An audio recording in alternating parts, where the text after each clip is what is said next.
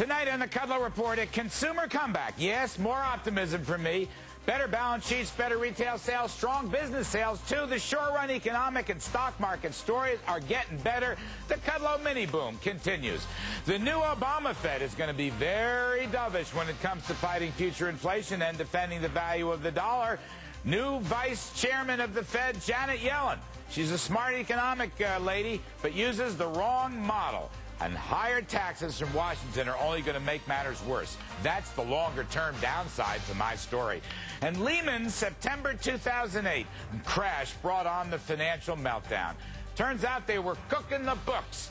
Tim Geithner, New York Fed, didn't get it. The Sarbanes-Oxley rules, Ernst & Young accountants didn't get it. Only the stock market short sellers were the real truth tellers. Score one for free markets. Fasten your seatbelts, everybody. The Kudlow Report begins right now.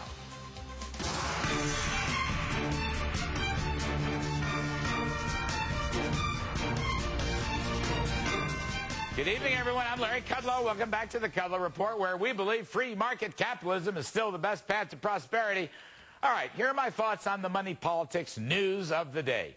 First up, very positive economic stats. Retail sales beat estimates by a big margin. Listen, core sales are up 6% at an annualized rate over just the past 6 months. That is a terrific sign.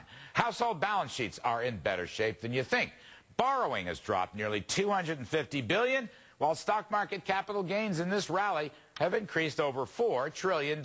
These are very powerful recovery forces. Another good stat, business sales. They jumped again in January. They're up 17% annualized over the past 3 months alone. Now, I don't want to bore you with all these numbers, but frankly, the numbers are looking much better. Retail sales way up, business sales way up, balance sheets in better shape.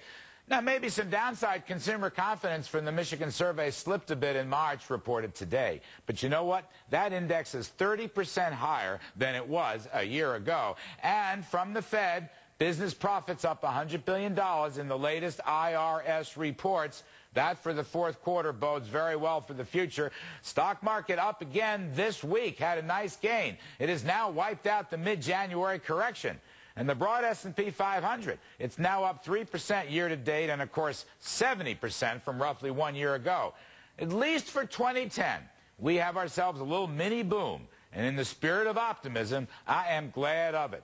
Now, out of Washington comes news of a new Fed vice chair, that being Ms. Janet Yellen. She's from the San Francisco Fed and from the Clinton administration before then. She's a very able and very principled economist. But my worry here is that Ms. Yellen is using the wrong money model. She's targeting the unemployment rate instead of the dollar or gold or bond yields or other forward-looking market price indicators. You know, if you use the wrong money model, you're likely to get the wrong money results. She's a big dub on inflation. She may be the last to turn out the lights on the zero Fed funds target rate. More Fed dubs from Obama are probably coming, and this is at exactly the moment where the Fed faces a critical juncture in terms of reducing its very bloated balance sheet and raising its interest rate target. Now, so far, I'm the first to admit inflation expectations are muted. They are quiescent. But this may not always be the case going forward, and that is why I believe free market prices are the best Fed targets, not the unemployment rate. However, neither Ben Bernanke nor Janet Yellen believe this. And incidentally, next year's tax hike on investments and successful economic activists will make the inflation threat worse by reducing the demand for money at the very moment when the supply of money from the Fed's balance sheet is very substantial. The last thought today in terms of our daily news.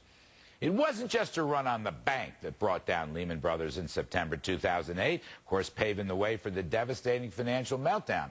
It turns out that Lehman cooked the books, and they cooked those books big time. And unfortunately, the Geithner New York Fed didn't pick up on it, nor did the Sarbanes-Oxley rules prevent accountants Ernst & Young from accommodating the Lehman book cooking. Turns out only the stock market short sellers were the real truth tellers on Lehman.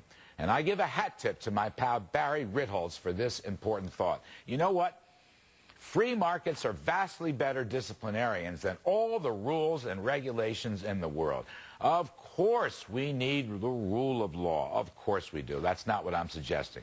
But you know, free market capitalism is not only the best path to prosperity. I believe free markets are the best path to real financial discipline, painful as that sometimes may be the case. We're going to revisit this issue later on with John Carney from Business Insiders and ClusterStock.com. But there may be a lesson here.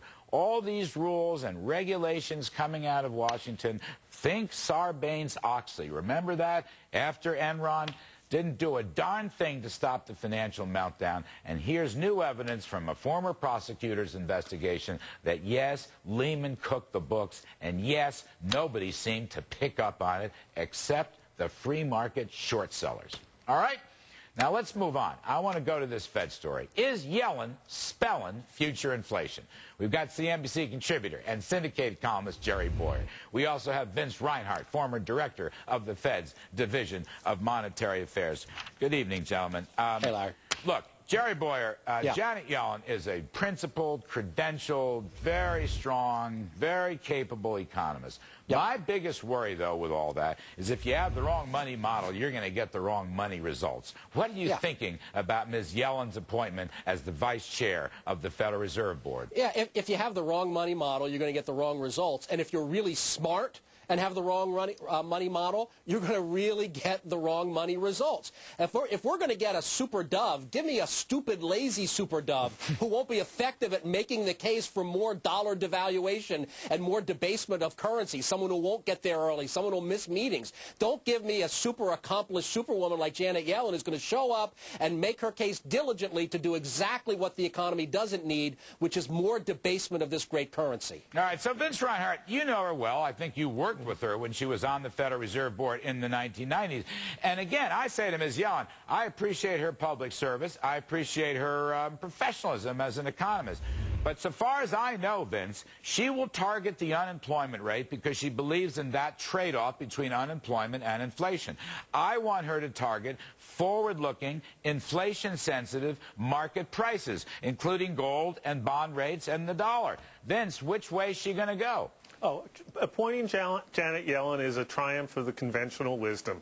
Conventional wisdom is embodied in a Phillips curve trade-off between the change in inflation and the unemployment rate. She'll act that way. However, she is a principled dove. She does believe ultimately that low inflation is important, so she will respond to events if events don't turn out her way. The best news for you guys is the fact that Europe is in disarray. The problem of the Fed is not being confronted by a weaker dollar. The currency has been appreciating. That's a very important point, Vince.